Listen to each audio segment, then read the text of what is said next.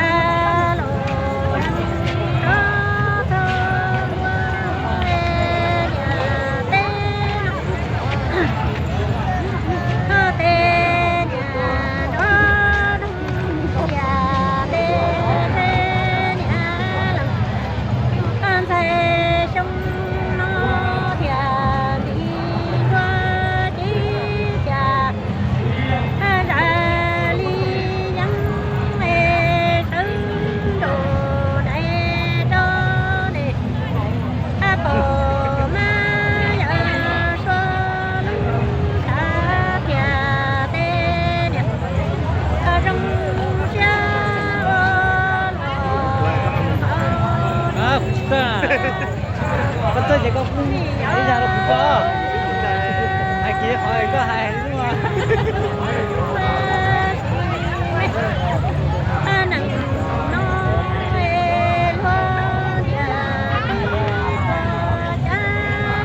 Mà có túi nhu to tại chờ mà to à cứ không thấy con nè Ông cầm cái ship tin ngoài ở nhiệt tế là nhiệt gì ấy còn có túi nào cứ giờ bếp lốc của tôi à cái ship tin là khác đấy bây giờ lấy từ chuối nhiều cái ship tin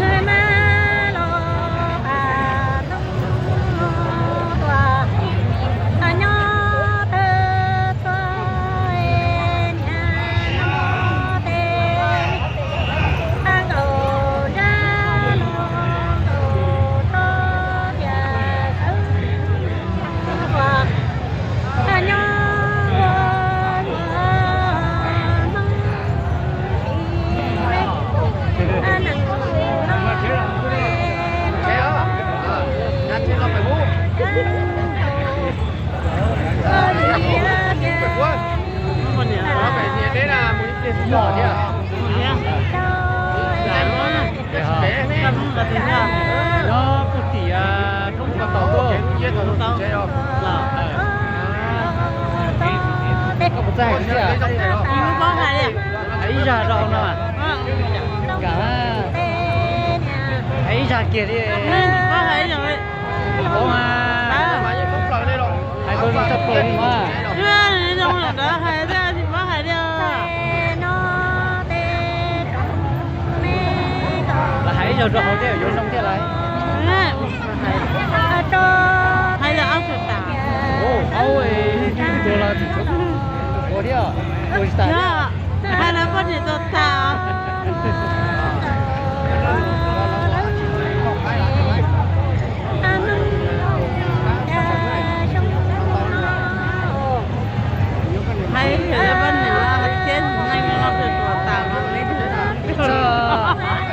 tụi anh đá một thế à? Đó.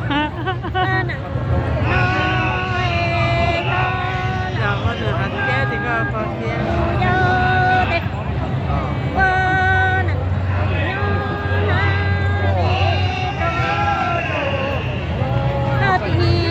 dùng mọi đa rồi nó mọi tôi chỉ cho xe á.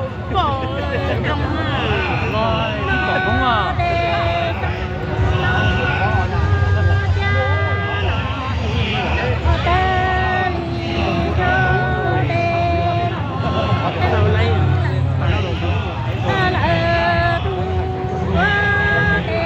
Cái sao nhung chế cả lá rồi. Hôm nay thì chế quá, tin hết chế quá. Tin chưa? Mấy cái chuyện đó của em. Dạ. Đương gì chỉ cho để chế. Ô, bị chế. Chế cho chúng ta. Chế này nôn gì nè. Giờ chúa chỉ còn một cậu con rồi. Như bây giờ có ấy.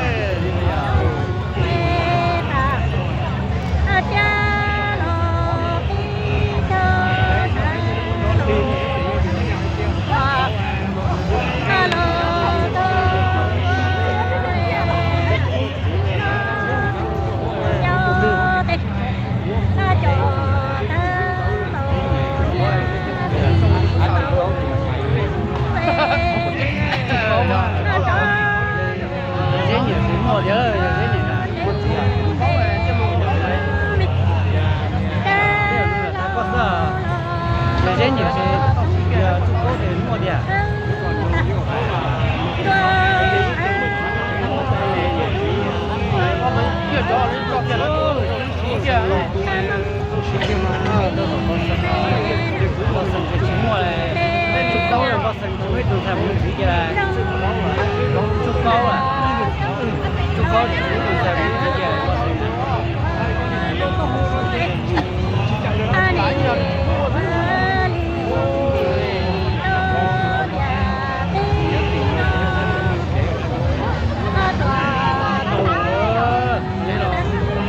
Giờ đi con chỉ trả do